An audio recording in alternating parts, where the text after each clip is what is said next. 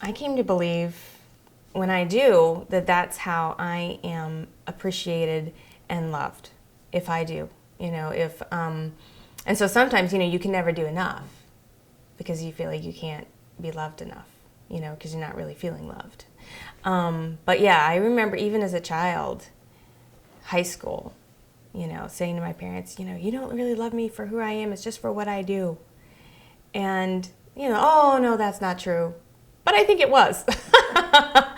And that's, that I became the best at everything. I was valedictorian, I was, MVP in the sports, I was in the musicals and, the lead. I did everything. And it was all just a search for trying to be affirmed and loved.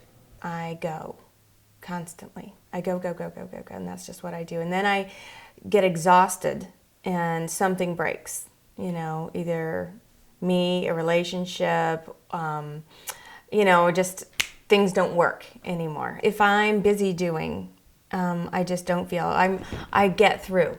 I realize that that's one thing I do a lot is I just get through whatever I need to do, be it my childhood, be it a marriage, be it a job, be whatever it is, I will just get through until it's finished. I used to be an engineer, and then I stayed home and I had babies, and I was a stay-at-home mom, and that was really difficult because you don't get affirmation from that.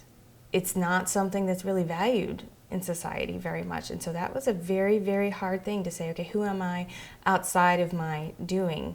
Competition is interesting for me. I'm very competitive my whole life, very competitive, and part is feeling like, you have to be the very best so that you can be appreciated and therefore loved. Everyone was a competitor, and even though I didn't cognitively think about it at the time, I just wanted to be the best, And so when I was in corporate work, that was an odd thing for me because, I didn't feel at ease. It was always having to be on, always kind of not knowing if you were good enough. Then when I left corporate world and, was a mom, well, what do how do you compete there? So I was being competitive about my spiritual work.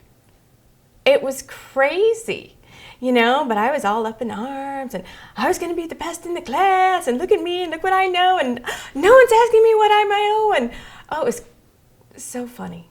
Love us for who we are and let us know that that's true. If you can let us know that you love us whether we're right or we're wrong, whether we do something or we don't do something.